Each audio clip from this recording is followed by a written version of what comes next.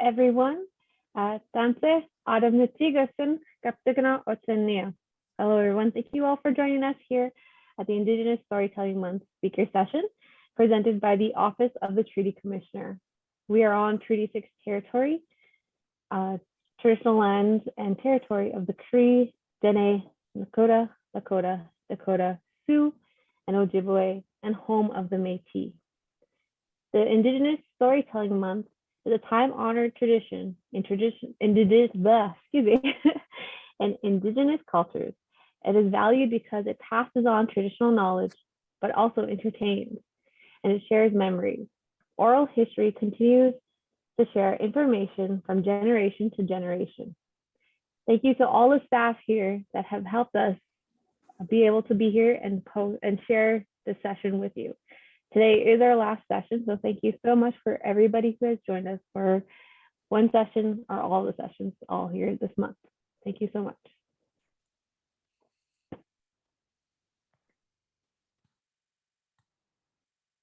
Some of the staff that helped us make this possible is Shade Heinbecker, who is a mentor at the Office of Treaty Commissioner, just like I am, Charmaine Gardner, and Amy C.C. Crisis.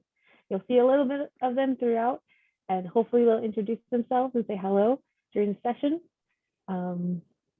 Yeah, if Shade wants to do some housekeeping. Hello, everyone. My name is Shade Heinbecker. I am from Musqueam First Nation, which is on Treaty 6 territory. I'm a student mentor, as Autumn said, working with Office of the Treaty Commissioner, being mentored under Charmaine Gardner and Amy C. Sequasis. And yes, thank you girls again for, coming together and making this happen. It's been such a good 4 sessions, and thanks again for everybody who's made it so far. And just some housekeeping. So if you're able to turn your cameras on, I know the presenters like to see the engagement, so thank you very much in advance for that. Just keep your speakers muted, your microphones muted as well, just in respect for the speakers.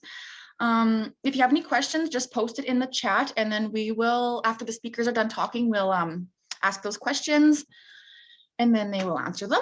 And then also, please, if you could post in the chat where your location is. If you're with a school, just tell us which school you're with and however many participants you are with.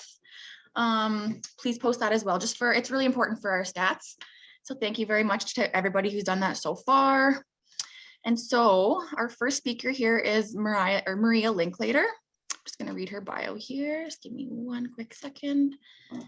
So Maria Linklater, knee horse, is from Thunderchild Cree Nation in Treaty 6 territory. She's the second oldest of 8 girls, 3 of which are still alive. She attended the St. Anthony Indian Residential School in Onion Lake until she was about 14 years old. This is when she ran away from there and never went back. Over her life, she has helped to raise over 250 foster children and continues to be an advocate for mothers who are fighting the child welfare system. She is a well-respected elder and is utilized by many institutions, agencies, and organizations. So welcome, Maria. I'm super excited to see what you have to teach us today, and just any knowledge you have to share. I'm super excited. I'm just going to pin her on the screen here.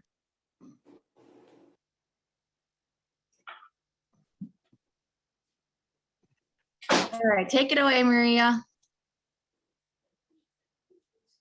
Can you hear me? Okay. Hi. My name is Lyndon Linklater, and I'm going to be storytelling tube, and this is my mom. So how we're going to do this is I'm going to be kind of like a talk show kind of host with my mom here. And first of all, so kipe tenchi. Okay, so I just want to make sure she's listening, she's hearing all good. So I'm at my residence where I live, and I'll tell you about that later when it's my turn. But my mom's at home right now. She lives in Saskatoon, kind of down the street from Mount Royal High School. And I got to correct myself. I made a mistake when I was sending my mom's bio to OTC. Because they've actually raised over 350 children, not 250. But I'll get her to tell some stories here. But the first story I want my mom to tell is the story of her being born. So tell that story, Mom, about how you were born, and and I'll cut in when I have to, but go ahead. Now, a long time ago, we lived in two places in Thunderchild and Turtle Lake. And at the Christmas time, we'd come to Thunderchild to go to the midnight mass. And then after New Year's, we'd move back to Turtle Lake. That's where we lived off the land, hunting and that. It was different that time than the way it is today. It's way different. And I remember my mother telling me the story about how we lived in Turtle Lake. It was so peaceful and nice. We visited each other whenever we could, and we saw each other every chance we would be able to, and we'd exchange food, berries. It was a nice way to live. And then I guess my mother started to have her labor pains, and she wanted to come to Thunderchild because there was my grandmother and an elder, Maggie Okeney was her name. She's one of the oldest ladies and a midwife. I guess that's why my grandmother wanted to bring my mother there so she could help my mother to deliver me. So we just made it on April 5th, 1942. It was in the morning. They hitched up a team of horses in a sleigh, but I guess all the snow was gone. So the horses had to pull the sleigh in the mud, and they were so tired. We just made it to Thunderchild, and my grandfather went running into the house, put some wood in the stove, an old log cabin. That's where we lived. And told my grandmother that he was going to go and get, everybody's grandmother, Maggie Okeney, to go and get her at her house. And it's about maybe 20 blocks, city blocks from where we lived and where she lived. So my grandfather went and got her there in the sleigh, and there's hardly any snow.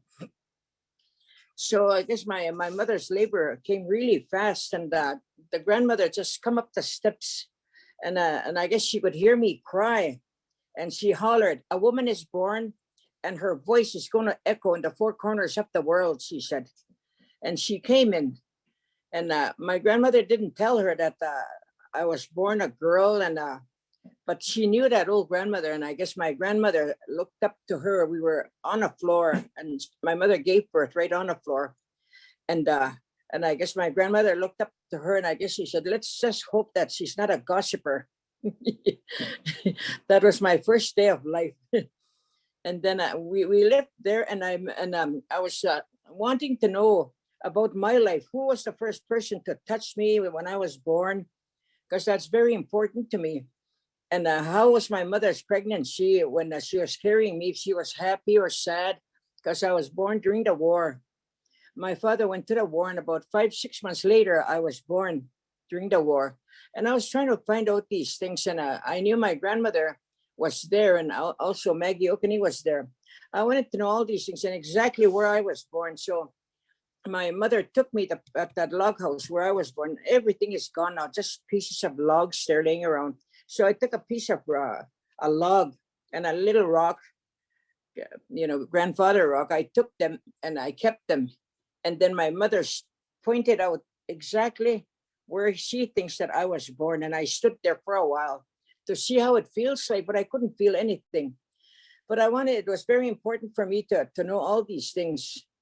Like, and how was the weather? They call it in April 5th, Aikipisim, that's frog month.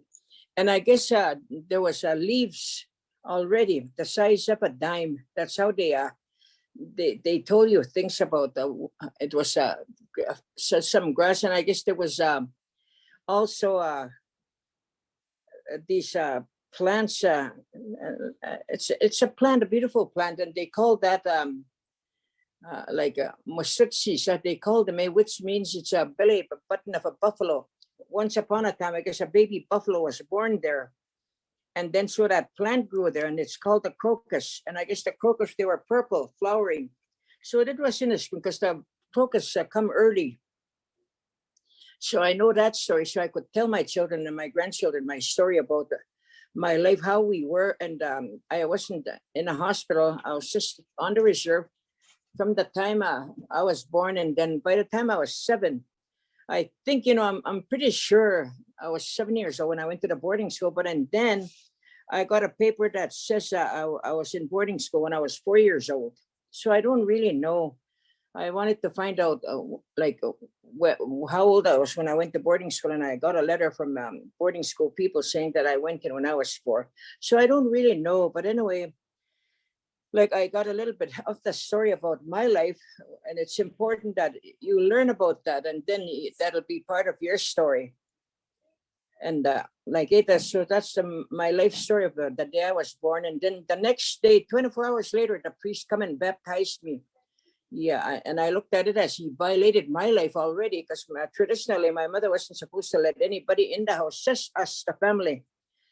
My grandmother, my grandfather, because my dad was in the war, and my little sister, we should have been, my older sister, Lena, we should have been the only ones in the family so we could bond together as a family.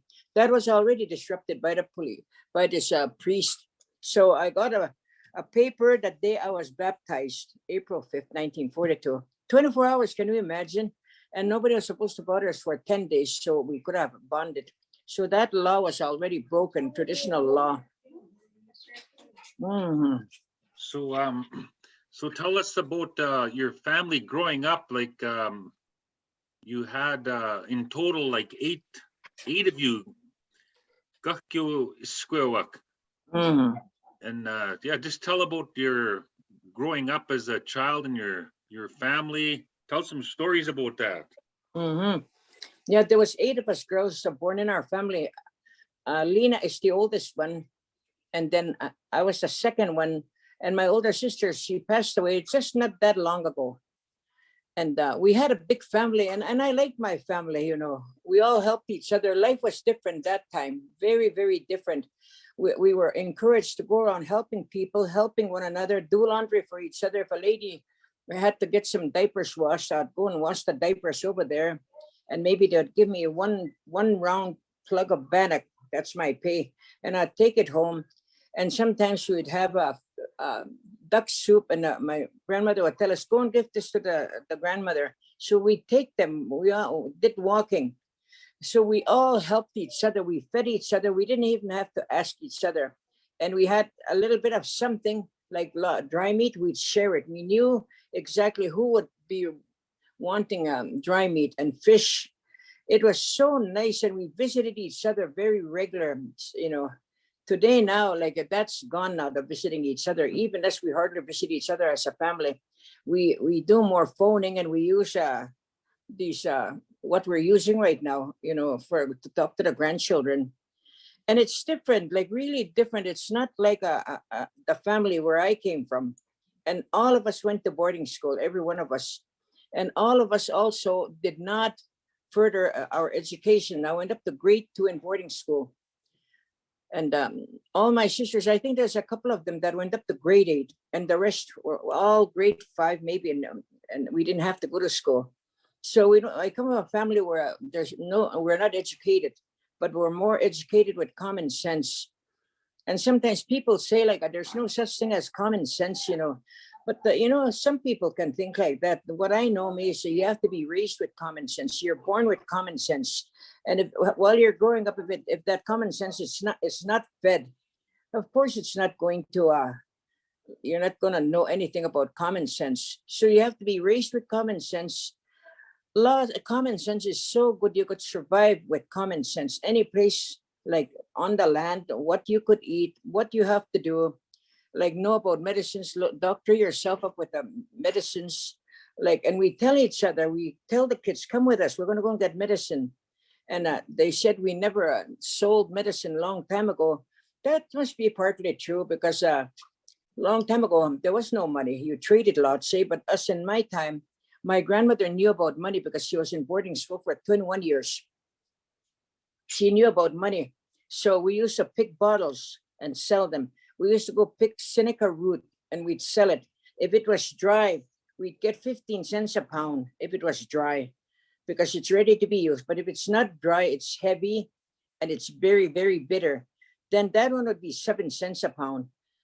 You know, so my grandmother, she used to, we used to put all we guess on the ground in the sun. Just lots, we turn it and roughen it up so it'll dry. And sometimes the last minute, my grandmother, we're going to go and sell it now. there was this guy in live long. His name was Sutawino, a Jewish man. He'd buy those. And then my grandmother wouldn't be looking. So I'd take a bunch of water and I'd spill it all on that week. So they'll be a little bit heavy. I learned to be sneaky as a child, and my grandmother didn't know nothing about it. Because I think they ripped us off. You know, we did all the hard work digging, and I'm not going to let them get away with it. So I'd do that. My grandmother never even knew, but I did it anyway. But I know, and I told them way after. I didn't tell anybody for a while. And then we'd also Seneca root. We picked that. It's a deadly potent medication. You know, that Seneca root. Minchi, I guess they called it. And my dad used to make those things where you dig the minchi, I guess, out from the ground, and we'd wash it really good. And those ones too, we'd dry it. But that one too, I remember we would sell it. But that one we would sell it for 15 cents a pound or something like that. But the weakest, that one I made a mistake. We didn't sell that one. We just traded. And the people, and also we knew some Ukrainian families, and we used to trade with medicine all that time, and they would give my grandmother some soup, and we take the soup, and there used to be this soup. It was made out of beets. I forget what it's called. We used to like that, but then we didn't know how to make it, but we would like it, so we would trade with berries, Saskatoon berries, and we'd trade. And we learned to love that soup. I forget what they called it. It's made out of beet soup anyway, and that's their soup. It's just like us with moose meat, deer meat, and that. You know, life was different. We worked hard. Every day we worked. If we didn't work, nothing would get done. We had to do our laundry right from the river, cold water, do our laundry, wring your laundry by scrubbing board and wring them and shake them up. And I remember that when we bought a box of soap, there used to be a bottle that come with it, and it smelled nice that day. So we didn't know what it was. So every time we washed our hair, we put that stuff on there, and we put it all over our face. And here it was a softener. We didn't find that out until way later. Why are you putting softener on your face? Well, I thought that was lotion. We went here. We didn't know it was for clothing. So we were backwards in some ways. We had to learn, but we learned the lifestyle of a reserve is supposed to be. We learned all that, and we learned as much as what a person would go to school for and get a formal education. Our education was how to make dry meat, how to set snares, how to get the feathers out, and what we can make with feathers, how we can make smoked tan hide. Everybody helped out. Everybody did things. We traded with beets. We'd make things, and we'd sell it. We'd trade. Life was good. We were educated the way we were supposed to be educated at that time. You know, from April 5th, 1942. So like I don't have formal education, but I got great common sense. I know what's right and wrong, and I know how to do things. You know, I learned lots of things from my grandmother. Like she used to be a counselor. Like she would counsel families not to fight, not to break up, and look after your children. I'd hear that all the time. So my grandmother kept children, and she was in boarding school for 21 years. And then it's all I know, how to look after children, how to look after it. And I know how to look after them. You know, I could see when they're left-handed. I know everything, even right from the time I meet them. The first day I know they're left-handed, and I know that they like the colors, what colors they like. And the kids that liked a pink color, they were happy children. If they had purple, they were very well-mannered. They were not quiet, but very they stayed still. Like you could tell the colors that come with the behavior. And there was a bright yellow. Oh, those ones would be just running wild. They had a lot of energy, the yellow ones. And then I noticed it would be nice and sunny outside. The sun would be just shining, and they weren't afraid to express their feeling about how happy they were and how much life they had. They just ran. And then we had horses also. We had lots of space where the children could play. You'd go horseback riding. You'd feed the animals. We had chickens. We had cows, and we had pigs. And we used to ride on the pigs, all the children, and we'd ride on steers. We'd be just riding. We'd have a rodeo, and we the beautiful way of living. We never got into trouble like stealing and things like that, because nobody had anything to steal. If you wanted, you could just ask them or they'll lend it to you and you have it. So life was different then. And we were also told, don't ever stick up for your children if they're fighting. Don't stick up for them. Let them get a licking. If they don't know enough to get away, don't stick up for your children. And I didn't like that law. I don't want nobody beating up my children. I didn't like that because I used to get beaten up in a residential school, and I learned how to steal and how to fight in the residential school. Beat up the nuns because they beat me up, and I learned how to be strong, how to steal and get away with it. Like, I just know how I got away with things, and the nuns didn't know that I was getting away with lots of things, and the punishment we got. So I didn't like that. Nobody stuck up for me in the residential school, and I got 3 scars on top of each other here, where I got hit with a stick. The nun hit me. And it healed, but it still bothers me. And then I got hit with a plate here, and there's still a lump here, and I press a little bit hard. It hurts. That's so over. I'll be 70 April 5th. I'll be 80, I should say, not 70. I'm still trying to be young. And it still hurts today after 70 years. Like, I was about 12 when I got hit there. So today now, I vowed that I would never see my children suffer, that I would stick up for them. But today, like, that still works. It's a nice teaching where your children is not going to get, nobody's going to stick up for them. So they're not going to fight. They're not going to get a licking. But for me, it was different. I saw that different day. Today now, like, you have to stick up for your children, because the young kids, they take knives with them to school. They take weapons, they have little saws, they make sharp knives, and you have to go and stick up for them today. So some of those old teachings aren't going to work today. If you don't stick up for your children, they'll be stealing for the big boys, and they'll end up. I was telling my grandchildren, they're just small. If you don't listen right now, I told them, you're going to end up in the big pen. I told them. I was trying to say penitentiary, and I meant the big jail. But they says, well, I want to go to the pig pen. They said, I want to see the pigs. They thought a pig pen, I said. But I was trying to say the biggest jail, the penitentiary. So, like, I have a hard time speaking English today. I have a hard time writing, but I do my best, very, very best. And if I make a mistake, I don't feel bad, or I don't feel ashamed when I make big mistakes. And I don't feel bad, but sometimes some people are so fast to correct me. I don't even mention anything to them. I don't thank them for reminding me, or I just listen to them and move on. Why bother? Like, hey, that's me. Like, I don't know how to spell. If I really want to spell, I'll ask the grandchildren, because I cannot depend on a message, on the iPhone that you speak. It speaks for you, tell something, and it'll write something else totally different. Really funny things. Some of them are inappropriate, but we still laugh about them, because only the one that I'm sending the message to knows about it, and me, And sometimes I'll share it with some ladies, and then we have a good laugh about it. So it's not reliable because I have a heavy accent with my Cree language. So it'll pick up something, and so something totally different. Oh, sometimes I wrote something about I wanted some plants to grow a plant, a tobacco plant out in a bush. I wanted to do that, try it. So, and I guess I was asking, and I was saying, I'll give you tobacco. I guess every now and then there'd be the word shit came on. I don't know why.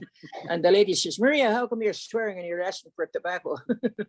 I looked on that message here, I don't know, about 5 times it said shit, But I don't know. So I'm scared to use that one too now. So I have to, sometimes I got to write it in Cree, exactly the way it is. Like it's like today's a good day, like it makes a mistake and I can't fix it. So I'll just say, but then they don't understand. So like life was good with all my sisters, but then we left the community, and that's when hell broke loose. We left our reserve for a better tomorrow, and it was not a better tomorrow, period. Today, 6 of my sisters passed away. All the direct cause of alcoholism, drugs, and I'm not afraid to say it. Everybody knows who's got all the drinkers and that. And I'm like, hey, and alcoholism is a disease, and there's no way you can bring a good family. We have to break away from that kind of lifestyle, and make a new life for ourselves. So I've done that to make a new life for myself. And I vowed that my children were going to go to school to get an education. I didn't want them to be like me, even though I'm all right. There's nothing wrong with me, even I'm not education. I don't have that education. And they have it. And my grandchildren are educated. They're just small, they're babies, but they can speak English. But what saddens me is they cannot speak my language, because I didn't think that it was important for them to learn my language, because I had to learn English and I had a hard time to learn English. So it's better to have both, and it's better that everybody should learn their language. That's the number one education, your language. If you don't have your education, you're not educated enough. You may have the formal education, but you don't have our way of life, a beautiful way of life. It's a spiritual way of life, and that's what we have. And I miss my sisters. They're gone. They shouldn't have never left. They shouldn't have. But because of alcohol, you don't know how to deal with your troubles. There's lots of abuse, social abuse, all kinds, you name it, it's there. So you can't handle that, so you drink. So for me, like I drank, I tasted alcohol, and I didn't care for it. I never did care for it, because I know what it did. And one time I had a blackout, my first blackout, once and for all, and that was it. I never bothered drinking. I don't even know how long was the last time I drank. It's a long time anyway. My girl is going to be 50, and I quit already then. And I don't miss it. I just don't care for it.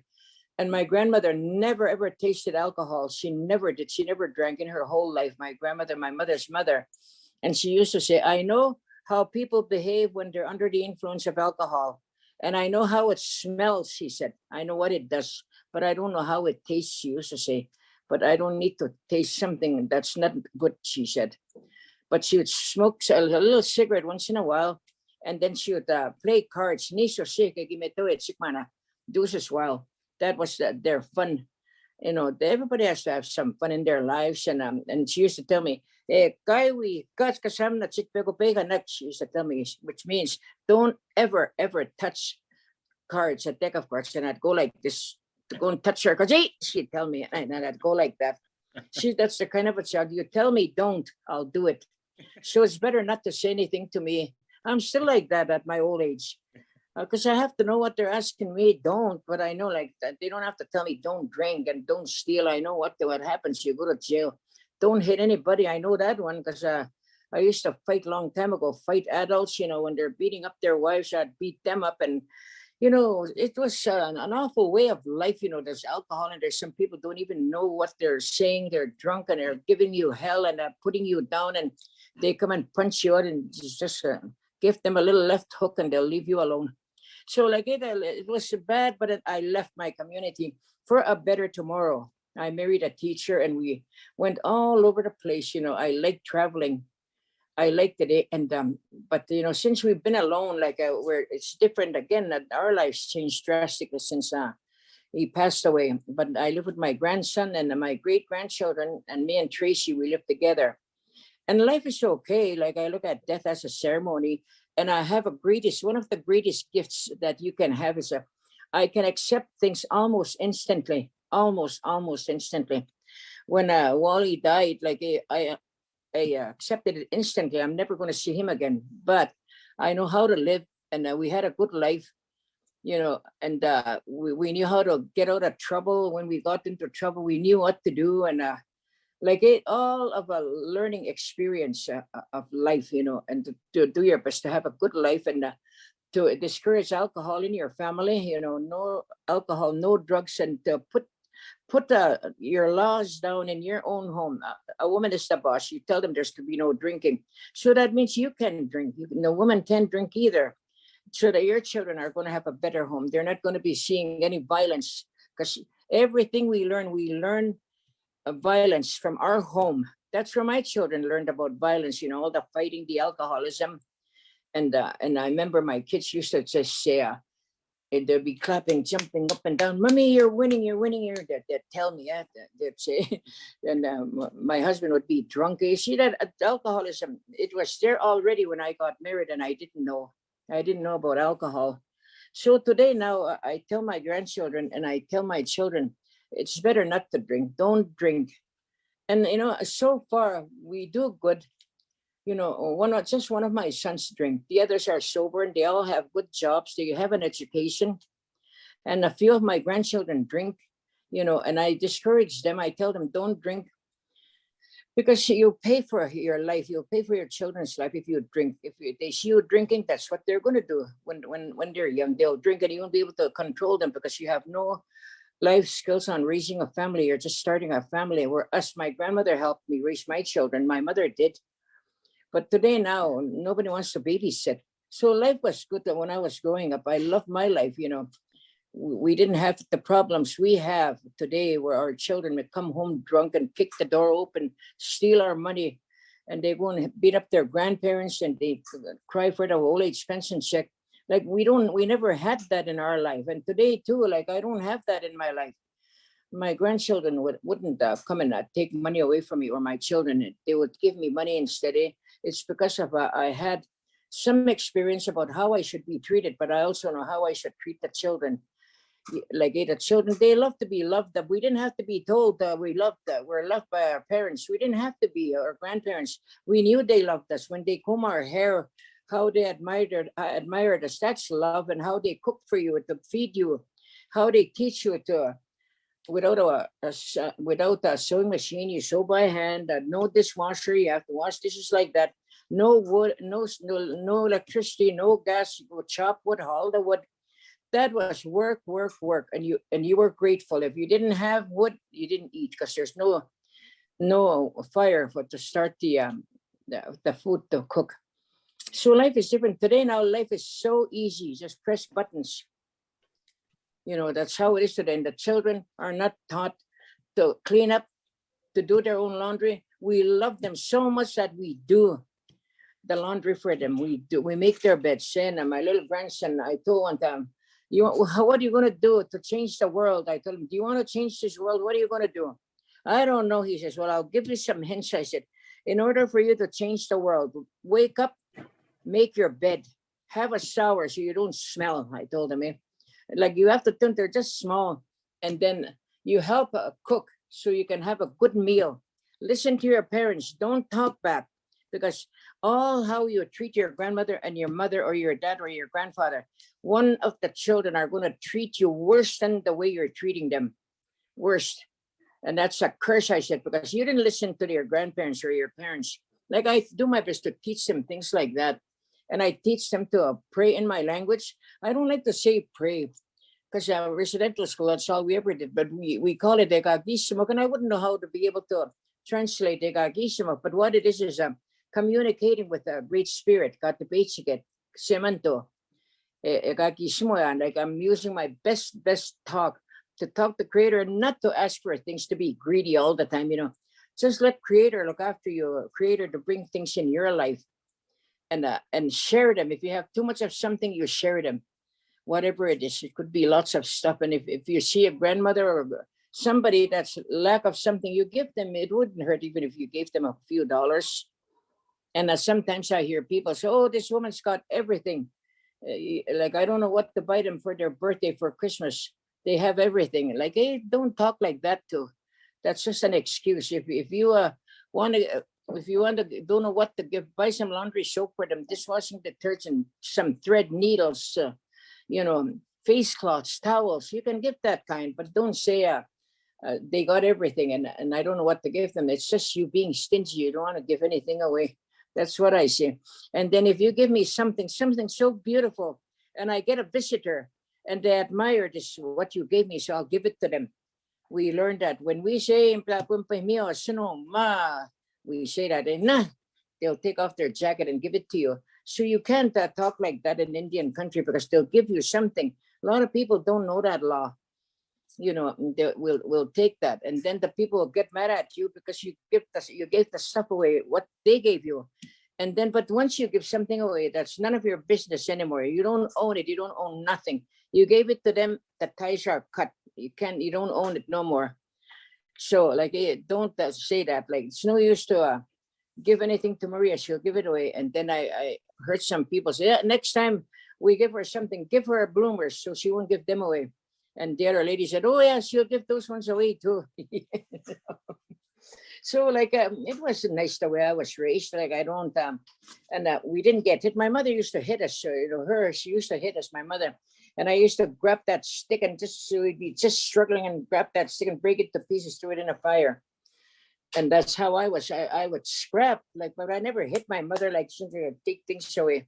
And if she was yelling at my siblings, I'd tell her, Mama, I tell her, quit yelling. I tell them, I tell my mother, and my mother was very loud and sometimes rowdy, but that's how I am too now. I'm just like my mother,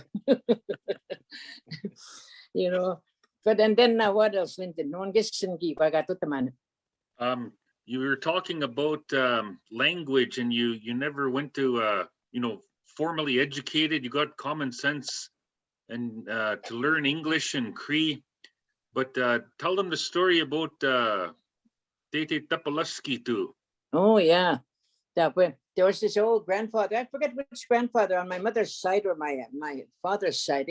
He was an old man. I guess he used to wear out his moccasins right to the end, and there'd be holes, and he'd tie them up with binder twine, tie it up, and he'd sew it up or something. And he was blind, and I guess the Indian agent or the nurse would come around there, like they'd go around visiting our people. And I guess while there was a visitor, there was this opera singer singing away, really loud, high-pitched voice. And I guess the grandfather said, "Keep up the muk, I guess he said, "Keep up the muk, what he said was, shut the radio off. This loud-pitched voices are getting on my nerves," I guess he said, and I don't understand what she's saying. So I guess they had to shut it up, but the kids were enjoying it. So I guess one of the girls said, "Namusom, they told him, Grandpa, you sing then." She he said, "I can sing better than that." And I guess the Indian agent used to ask him, "How are you today?" I guess he says, "Good, all the time, good." And another sentence, "So what you've been doing today? Or what have you done today?" "Very good, very good." I guess he said that means very good, but he didn't even understand. And very good and quit. The only two words he knew. So I guess when he was asked something, I guess funny the granddaughter asked him, a little granddaughter, so he started singing. I says, this song, he made it up. He go, "Tete tapalaskito, tete tapalaskito, pelagot, masanam, taradita tam tam tam." That's how he'd sing it. So we all learned that song, all of us. I teach my babies, my grandchildren, my great-grandchildren, my adult children. They'd be singing. Everybody knows that. My granddaughters too. Like, it's a nice song, but we don't know what it means. All it is pelagot. Matsanam. I don't know what matsanam means. Matsanam means, matsan means something bad. But I like that song, And one time my sister, they wanted midnight mass singers. So my sister Margaret wanted to go. They said, "No, you can't sing." My mother said, "You can't go. Besides, it's too late, midnight mass." "No," Margaret said, "I want to go, and I'm going with my grandmother." My grandmother said, "Paktin kiam kapen ka mo. Ungam wag po ko. Muy makaskitawagan ka mo." My mom said, "She can't sing." So when tapunitan ka mo, and then the priest said, let her sing. We'll teach her. So I guess when we got to the church now, the priest told Margaret, "Now sing. I want to hear you sing." That's what Margaret said. I guess she was like, fix herself up. And she held her hands like this. She goes, "Tete tapalaskito, pelagot, masanam, taradita tam tam tam." And the priest said, "Well, what's she singing about?" "I don't know." And my grandmother says, "Kay wait mo. So she said, "Don't say anything, don't say anymore, don't tell him nothing, because we don't know what he's singing about." But it's a nice song. It sounds good anyway, but I don't know what it means. So you were talking, you're telling about your life story. Did I hear you say you went to boarding school, or did you go to residential school? Like, there's two different. Okay. I call a boarding school residential school. Okay. Yeah, at my time, a residential school was boarding school. Yeah, because we lived there all the time. We never come home. But and then residential school is just kind of it's just a school. It's residential in the field and that. That's where I went. And I went to two different day schools. So I'd get kicked out from the Catholic school, and I'd get kicked out from the Anglican school. So I'd go back and forth. And I made my rounds. I wasn't listening at school. I fight. And I didn't listen, and I was sticking up for all the kids that somebody was mean to. And if somebody wet their pants, I had to wash the pants by hand, hang it up in a clothesline. And that was kind of a punishment, that one. But I didn't look at it as a punishment because that's what I did when I was young, 7 years old.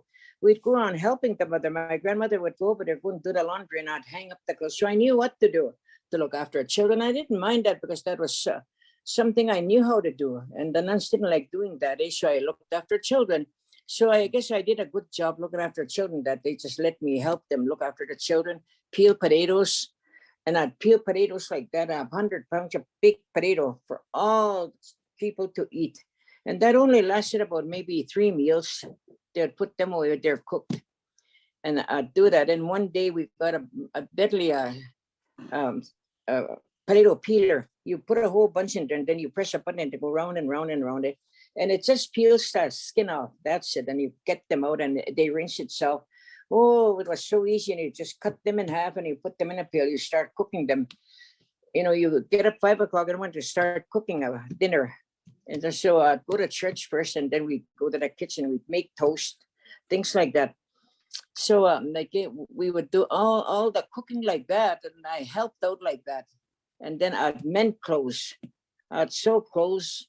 And the nuns that were mean to me, those ones, I cut up their clothes, and I just, Mama, she said, a squash on it to get even with them. See, I learned in a residential school too how to get even, because they hurt us so much.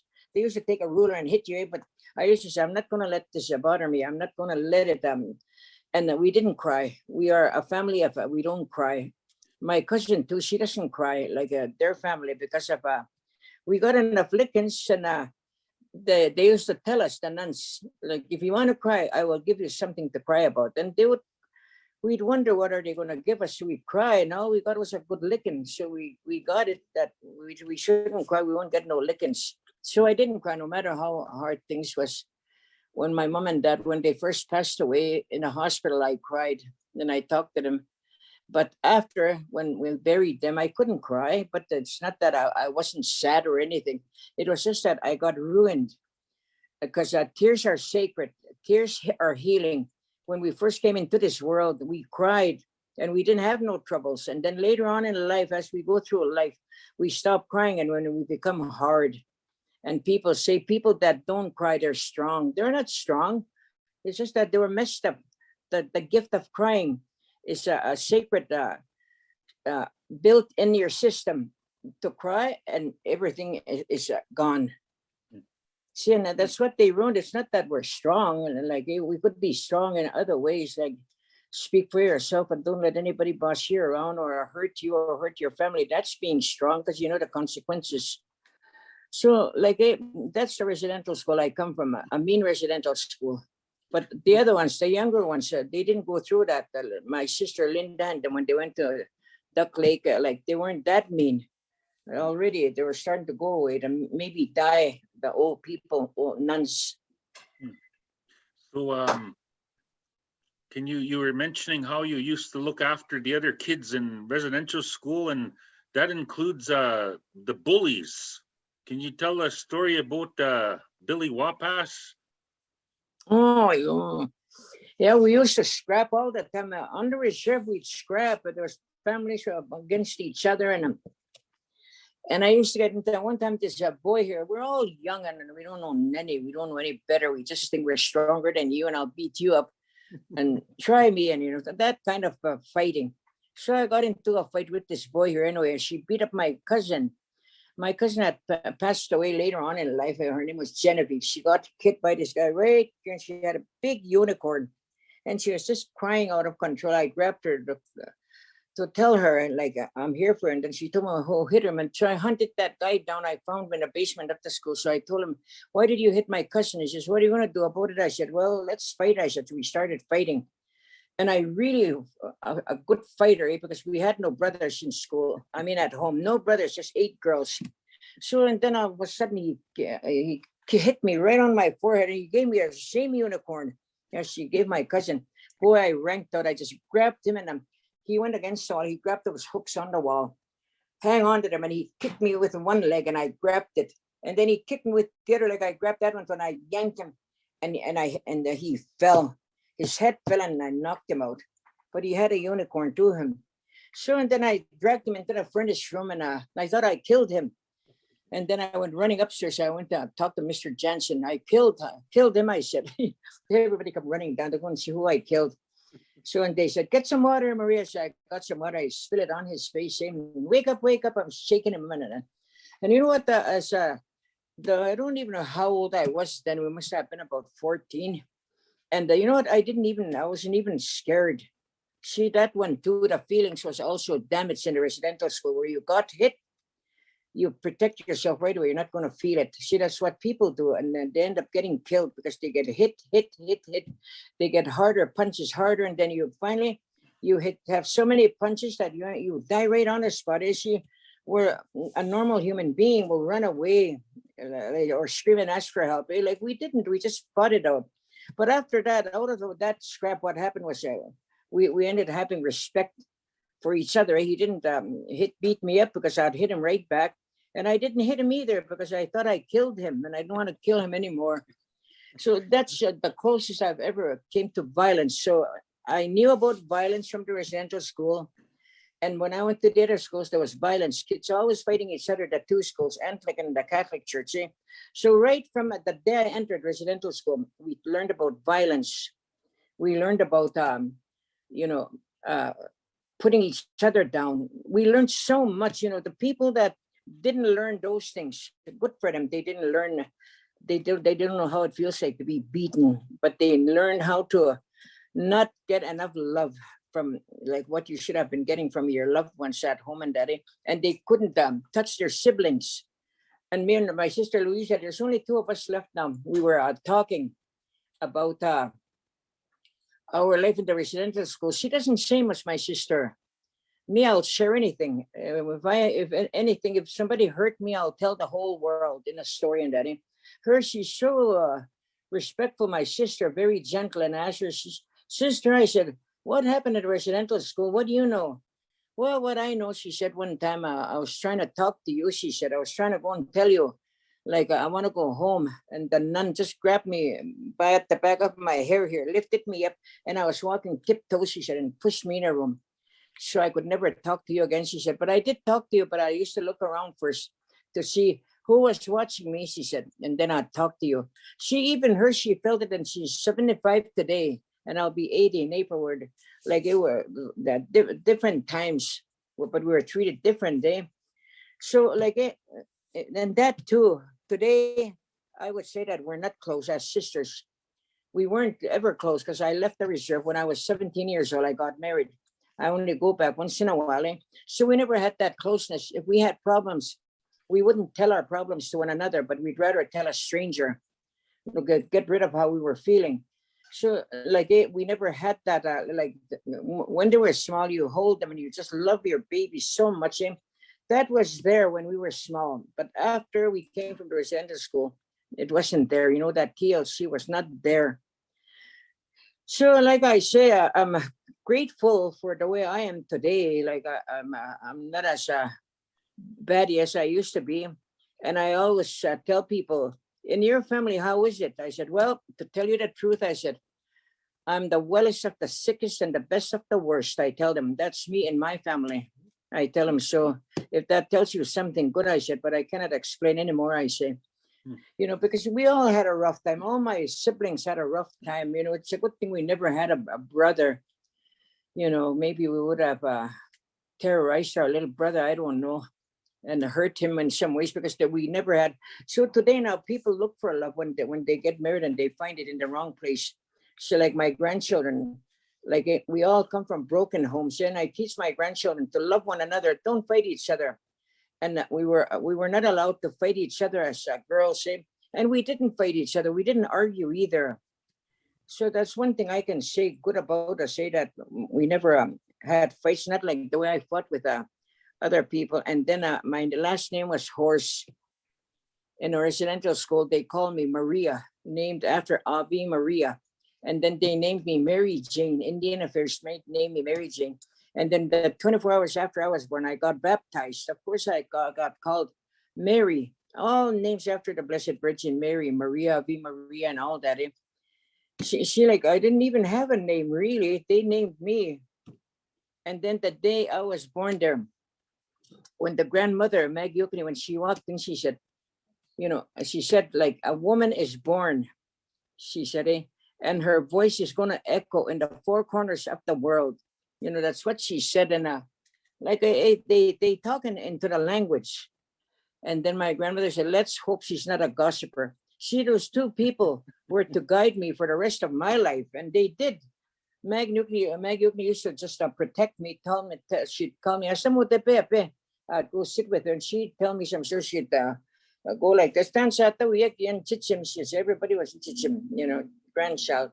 They never call you by the names. They call you chichim nose, was Gawish and Nimis and Sims. That's what they did a long time ago. Today, now that's gone to. You call like I call my grandchildren by their names, and I'm doing my best to call them Japan or Nosimis, Japan, and like that. And that's gone to. And I'm trying to tell my Danis to call her children Gusses. And that ain't I for that. Even that is hard. I forget to call them Gusses. Sometimes I'll say Gusses Tansatoya. Instead, you'll call them Japaniganis. I call no so small. I call them Japaniganis. I give them funny names like that when I should just say Japan. That's what I should do. But no, like we're ruined without our language. We need our language so to get the language in. My grandmother, I was always with her. I slept with my grandmother. We did things together. She taught me how to set a snare, like a snare like this, where that just the nose will fit and then it'll go. And if you make them too big, they'll jump right through. And one day we were wanted to eat, so we went and chopped wood because it was going to rain. We walked in a bus with an axe and a rope. So I rope some logs and I carry them, take them in a nogum said on my way home I'll check the snare. Just put them a great big rabbit. And she said, start the fire. The cast iron had 4 legs and we put it in the stove and we made fire. And Nokum was skinning that rabbit. All of a sudden she gutted it. 2 little rabbits just rolled out of her when she cut that the tummy. Hey, she goes, hey, got the big chicken in the chicken. She said, rich spirit, I did something horrible. She said, what am I going to do? I don't want to pay for it with my grandchildren. She said, but I'll work harder. She said, and today now I call that fine option. So that time it wasn't fine option, but she was ready to take a punishment for creator for doing that. And she didn't do it purposely. She was trying to feed her grandchildren. And so anyway, I did that. So I told him, no, I said, give me the little rabbits. So I took the little rabbits. They're just so cute, full of fur. So I went and gave them to the cat. And I talked to the cat. I told the cat, I spoke to them in Cree. You know that cat adopted those little rabbits, started licking on them. And the little rabbits, they started eating from the mother. See how powerful they adopt each other to. And that's when I knew even the animals, they help each other. They're teaching us something. Like, and when you live off the land like that, you see things, like you learn how to do things. You may not know what for. Like my dad was a hunter and trapper, and we used to clean that beaver, and we used to take this one off, cut it off, and put it out there. Like, and I don't know why we did that for, but we did that today. Now we go like this now. But that's the one we cut in a beaver, and we put it away. Like so it's all different today. We also learned signing in a residential school, like old fashioned, but that's only good if you know how to spell. I didn't know how to spell, and I didn't know how to write in Cree, but later on I wrote in Cree, and today now I can write in Cree, just phonetic, I can do that. But the sign language, like my mother was very good at sign language, like A-E-O. They have those little things when you write in Cree, and the priest brought that, and they taught the people. So that's really good to learn too. So lots of life's experience I have, and you didn't do like your hunting and things like that when the animals were pregnant. See, but we were hungry, so my grandmother went and set that rabbit snare. We didn't expect that. We just did not. But we ate the rabbit. We felt bad. we always said a little prayer for our meal. But you know, we then my grandmother used to thank Mother Earth. She didn't thank God. God is Mother Earth. God is everything. Even you, there's a little bit of God in you. Your language, the kindness in you is God. And everybody has a little character defects, no matter what. You know, and nobody will ever be perfect. I think perfection is a boredom to me. I like being mischievous and enjoying my life, having some good laughs. You know, I like that. But I think boredom is trying to be perfect. And the word perfection is just a word. Even Got the Biscuit got angry and flooded the world. You know, if Got the Biscuit can be mad, so can you. No use trying to be perfect, because you'll never get to be perfect. It's better just to enjoy life and listen to other people. And if there's a good news, good message, use it in your life. It's like reinterpreting somebody's way of the way they're doing things. You interpret that to your way of life. So life, you make life good, and death is a ceremony. Make it beautiful. Like, don't hurt too much, even though we're going to miss our people so much. Think about the good times you had. Think about the bad times you had, and thank the bad times, because the bad times created who you are. And that's how come you're a good helper in different ways, because you went through all that. That was your university in life. I want to show you a picture, and you tell a story about the picture, and then after that story, I want you to talk about being foster parents in Thunder Bay, like 350 children. But I don't know, can you see this picture? Oh yeah, that's Tidley and you. Yeah, and me. you. Yeah. We were dancing. I always, you know, I left the community with a dress on. I left the community with my braids on. And when I came back to the community, I still had my braids, and I still have a dress on. Like, I didn't change much. And I'm going to be 80 now. Pretty soon, I just got a little wee tiny braids here. Look, that's all I got. And I'm losing hair, and my hair is gray, and I'm going to be 80. You know, there must be a reason why I'm still here. Now, raising 350 children. I started when I was about maybe from my grandmother babysitting other children. My grandmother took kids also, and my mother took kids also. Like, mostly they were all our families. See? So I looked after the children, mostly do laundry, look after them, you know, comb their hair, and mend clothes and cook. Like, play, like, make sure that we're okay. We had something to eat. That way I looked after them. And if they needed clothes, we'd make clothes. We'd exchange clothes. Like, if they're out good at clothes, give them to the other one. Like, when you don't have much, you're very resourceful.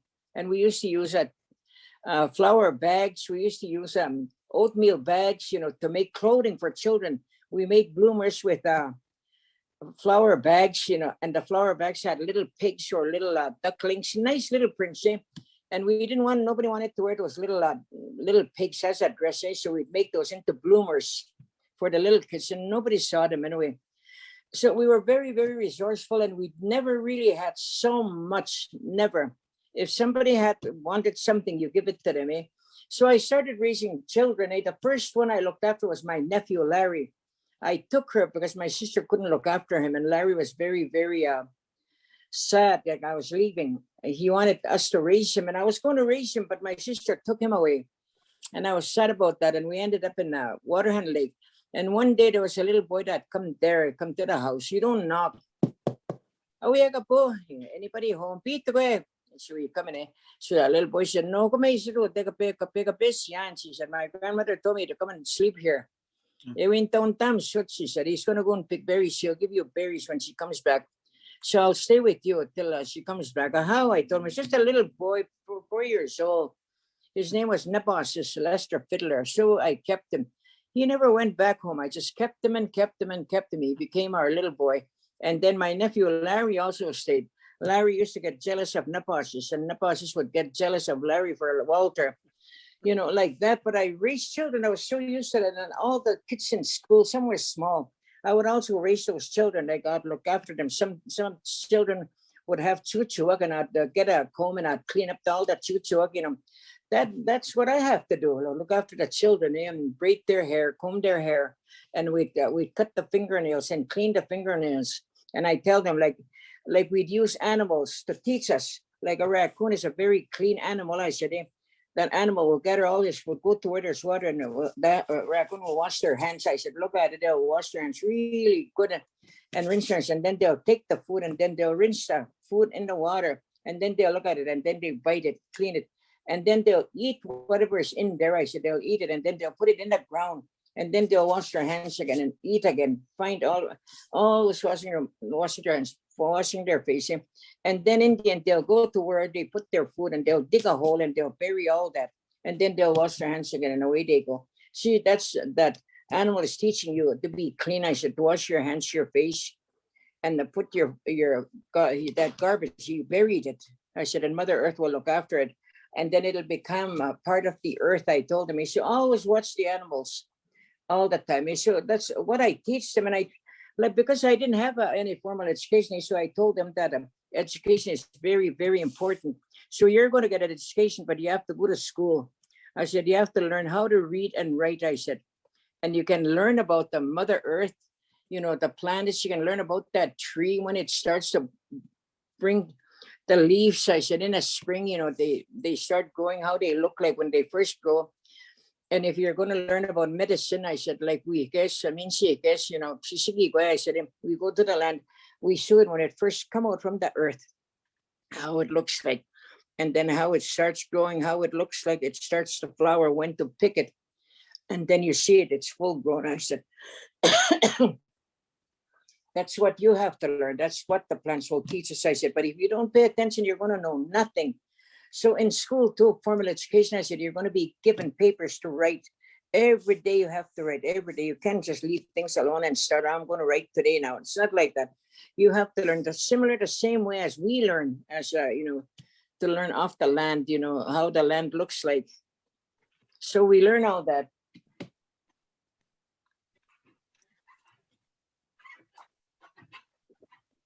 I went off the air.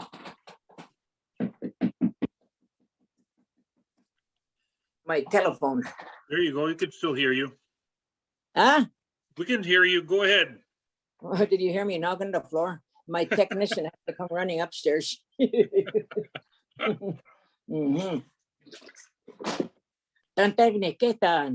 So you're talking about their becoming a foster parent in Mm-hmm. Thunder Bay, and Oh yeah, yeah, and then they didn't know the culture already. Their parents were very Christian, lots of Catholics, all kinds of religions. But that's okay. Nothing wrong with that. There's only one God anyway. But I also felt it was so important for them to learn their language. And the ones I got from Northern Ontario, they spoke their language, and it was OG Cree they spoke, so I could communicate with them in that language, OG Cree. And I learned that, and it was just so easy to learn that language, you know. So I could speak, if I had to, absolutely have to, I could speak OG Cree and Snabik. You know, that's like OG Cree they say, but you know, we're not even really Cree people. We're Nehiawak. The missionaries and the Europe people called us Crees. And what that really means is when they first came here, they saw us, we looked like medicine to them. And it looked like we were lost. So they were going to Christianize all of us. Christian, they said, all of us are going to be Christians. When they failed to Christianize all of us, so we became plain old Crees. So we got stuck with that Cree. And I don't want to be a Cree no more. And all you people that hold education, tell the truth, you know, nothing but the truth. We are not Cree people. We are Nehiawak. Learn our language too. Don't give us false names. So I teach my grandchildren, we're not Cree people.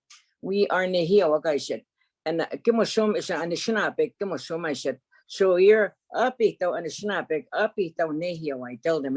So you got to study both languages. You have to, I tell them. So like, and we learned French in a residential school, French, and my grandchildren, they learned French when they were going to school in Montreal.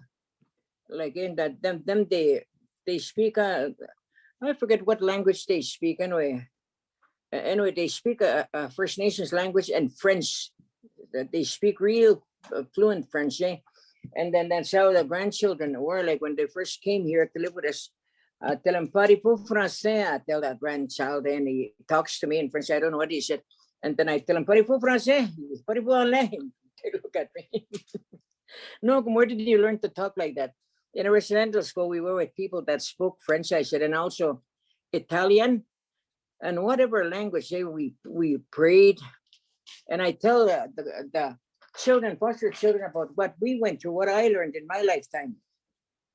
And then they have to learn the formal education, the white man education, but you have to know who you are too. I said, you have to have your name. Like you get a name from the elder, you live a good life. And then you use that name. And when you're going to talk to Creator, you say your name, your spirit name, and talk to Creator. I said, that's how you say it, and live a good life. I said, tell Creator, just for today, I'm going to live a good life. And I'm not going to fight. I'm not going to steal. Little children, they get into mischief. So all of them, I taught them the same thing. And if they try to get tough in that, I told them, we're going to the sweat lodge. I said, we'll see how tough you are. I told them. So we'd go to the sweat. They enjoyed the sweat, those kids. They loved it. And the girls took the powwow dancing. They danced and they were so beautiful and proud. Like I just knew what to do to raise children. I just and I used to give them a tough love to, like really be firm with them, strict with them, tell them, like I just tell them the truth of how things are going to be. There's just two that I lost, and they did not listen. They were very damaged. They both ended up in a penitentiary. One ended up in Ontario penitentiary, and one ended up in Prince Albert penitentiary. All they started gangster life, and I used to tell them, that's where you're going. I tell them, because I do my best to teach you, but you're going to pay for it. I said, you're going to remember me. I told you that a long time ago. You're never going to forget about me. I said, when you're suffering in jail, you're going to think that you're so tough. I said, but if you murder somebody, you're going to have nightmares. I said, that guy or the woman is going to come through the wall to come and choke you.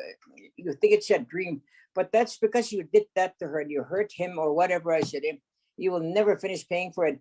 And if you should have children, your children are going to do the same thing because you haven't changed your lifestyle. You're still practicing alcoholism, drug up. You're still beating up your wife. I tell them, I said, if you want to go straight, separate from each other. You don't have the kids anyway. I said, look for somebody healthy, get well, go to treatment. Like they were just young kids. And if I noticed them trying to be bothering drugs, that time there was weed. They would have a little joint and they would try that and they'd get a little half, but so off the treatment right away. You go to treatment and you can come back to my house. I tell them, I don't want to come back to your house. Go then. I said, I'll call the worker. Come and get this guy. I said, he just want to live with me. So that they go and the kids really miss them and they bawl him out because of his drinking. He has to leave. So he tell the kids, I'll go to treatment, but I have to come back. So after they go to treatment, it was called Options for You. Learn about alcoholism, drug abuse, how it's going to mess up your life. They'd learn now all that. And then I go over there and have a meeting with them. I told him he is welcome to come back to my house after 30 days of sobriety, I said, out in a community. So they put them in another foster home.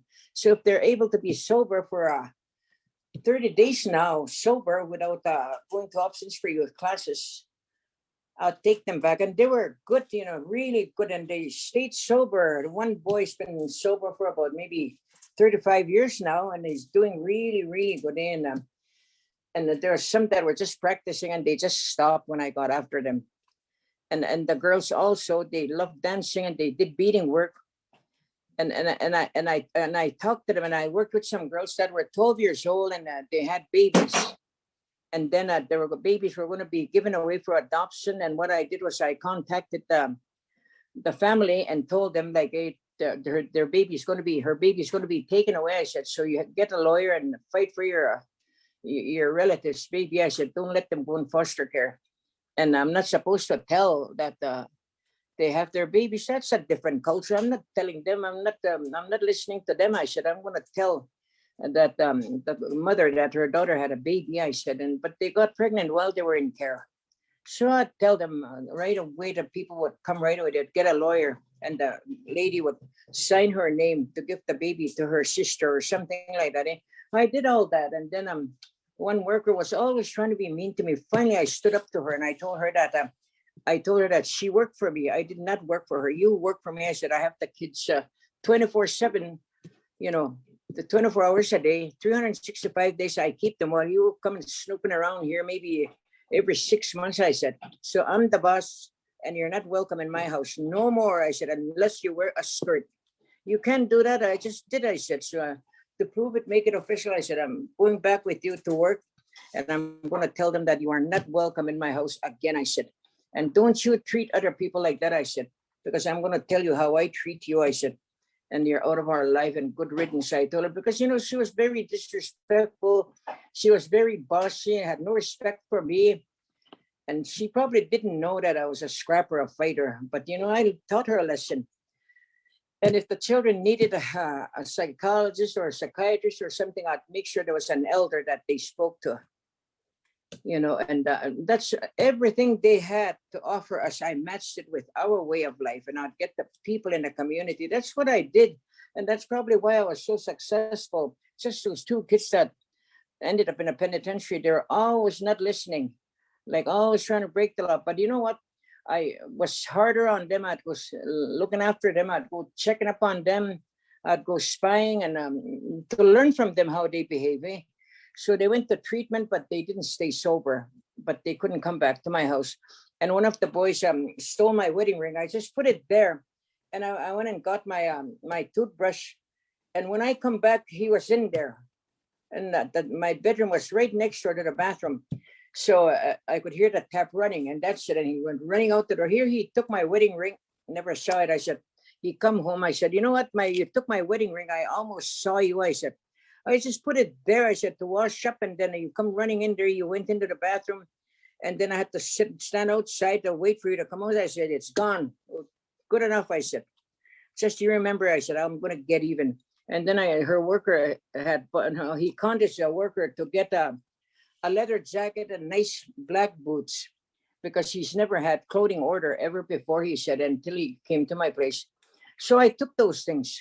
The leather jacket was $500. His boots were about $250. I took them, and I took them to my next door neighbor. I said, he stole my wedding ring. So when I told him you stole my wedding ring, his ears got red. So when they lie, the ears get red and the nose get red. I told him, you know what? You did that, I said. So I won my wedding ring, I said. So do you know what happened to my leather jacket and my boots? She said, oh, the person that stole my wedding ring must know. I said, ask that one. You know what? He never gave me my wedding ring. And what I did was I shipped those. Some people were coming from up north to come and pick up a Christmas stuff, and they wanted some stuff to raffle off. Eh? So I gave her that leather jacket and those boots, and I said goodbye to them. And I don't feel guilty one darn bit, because I learned not to feel guilty in a residential school. So those, I said adios to those things there. And later on in life, I found them in the penitentiary in PA. I never forgot about you. I said, did you ever know what happened to my wedding ring? He put his head down. And he didn't answer me. I said, I'll tell you what happened to your leather jacket and your boots. I said, they ended up north, I said, on a raffle. Oh, that's okay. He says, I paid for it. He goes, that's what I did. And the kids, I knew what to do when they were stealing. I bought a big blueberries for us to go to the sweat lodge. And I used to use blueberries for medicine. If they're hyperactive and all that, you know, I'd give them each a cup of blueberries, and they'd eat that and they'd calm right down. So, and then these kids stole Walter's blueberries. We was going to go and have a sweat on a weekend. And I knew who did it. They had blue fingers, blue teeth.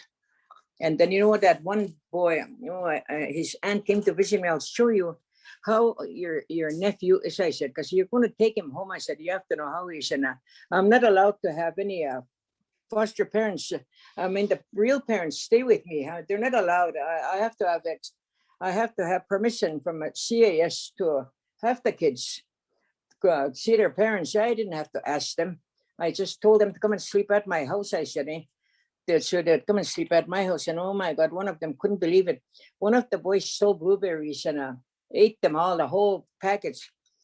I said, and you know who did it? I don't know. She said, hey, look at their mouths and their fingers. I said, there's only 2 kids that have blue fingers and blue mouths. I said, so it's them.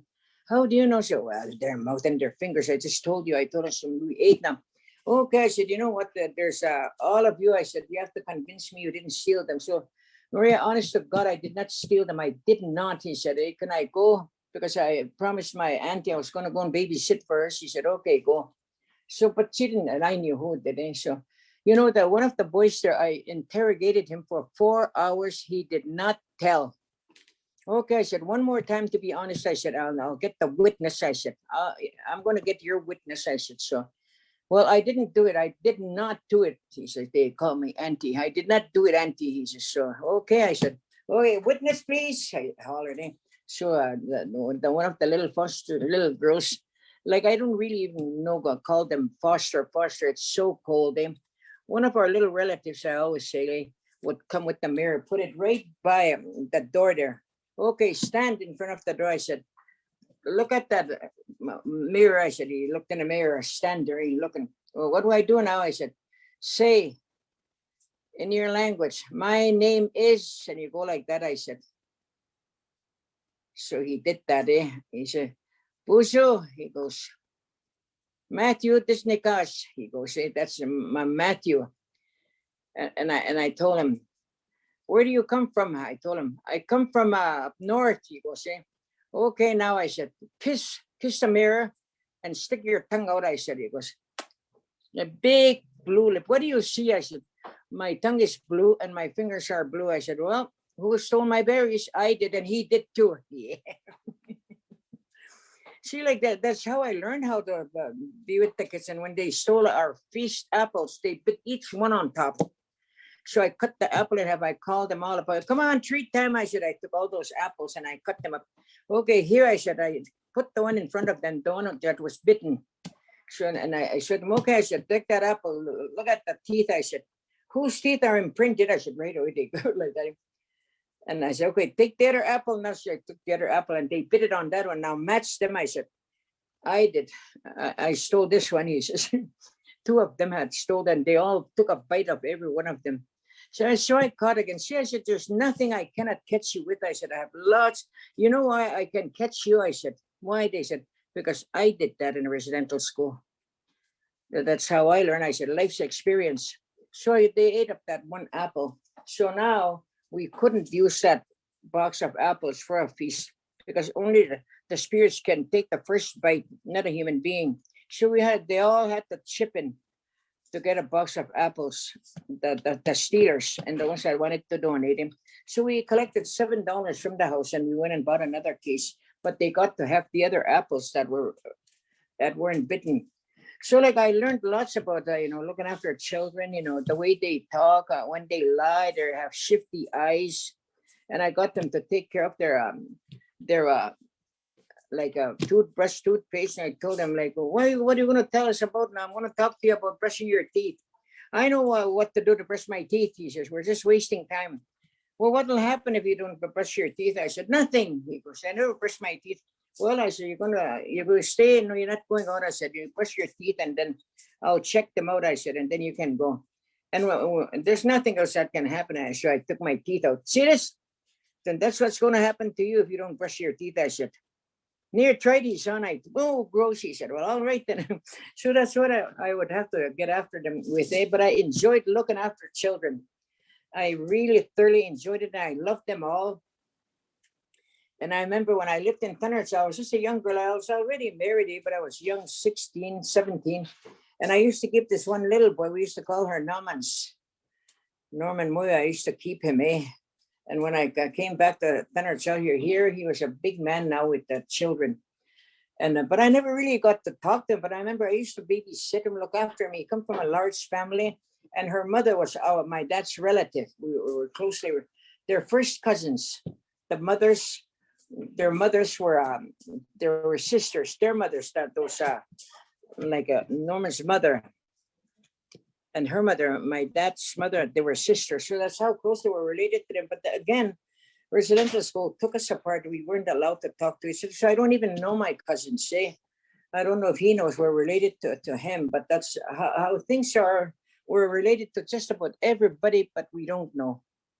So today, like I still think about when I used to look after children, and they like living with us. They're all grown up. They still contact me.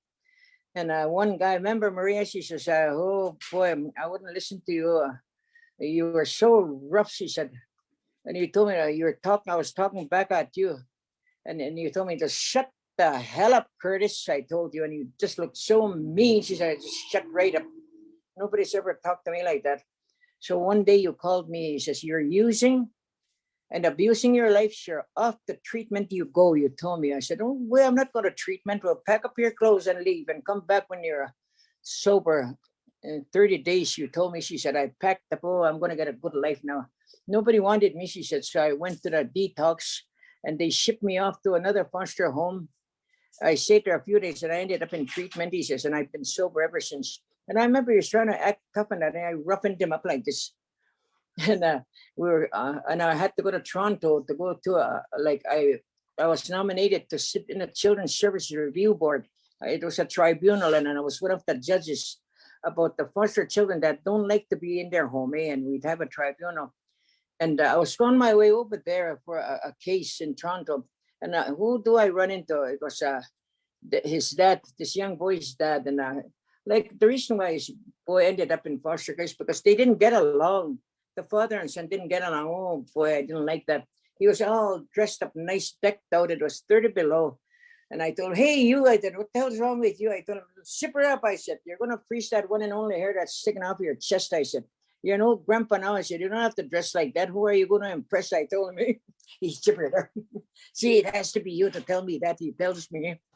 But, we became friends with the parents too. And I had a lot of fun, I enjoy meeting a lot of, when I go back to Ontario, I enjoy meeting people over there. And I have a good friends in Ontario, but this is where I'm at. I live in Saskatoon now. I wanted to come back to spend the quality time with my parents because I left so young.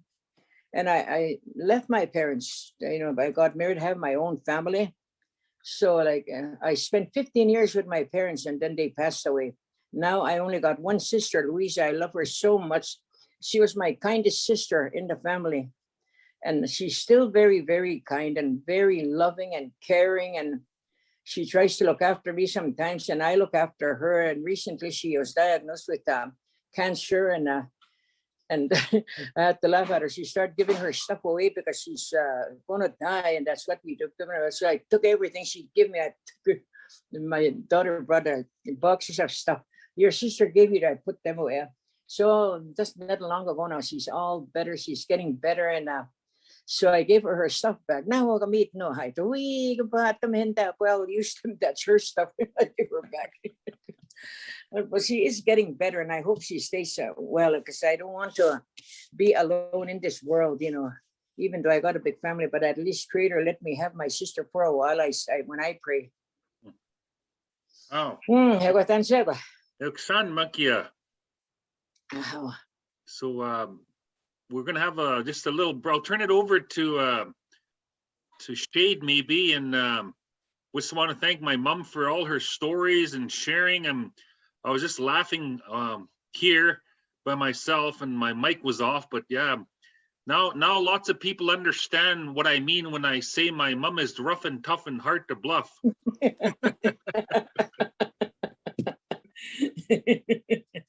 So, do you know how to shut your mic off? You turn your mic off now. Okay. My technician will do it. Okay. Thank you so much, Maria. This has been like, I can listen to you for hours. Honestly, this has been so wonderful. And just like Lyndon, I'm sitting here giggling at your stories, and then some of them I just want to tear up, and it's been so wonderful. So thank you so much for sharing all of that.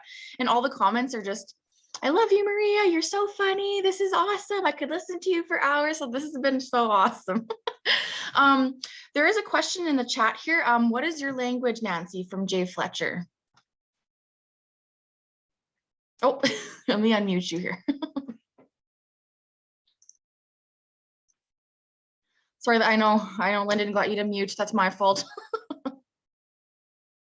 See what other comments are in here while we're waiting here. Her Plains Cree. My mom is Plains Cree. That's her language. Awesome, Kate. Yeah, there wasn't much questions. I think everybody's just was right into your story. So there's not many questions in here that I'm looking for. You were much needed comfort, miigwech, such an amazing spirit. So all good comments from everybody. So thank you again.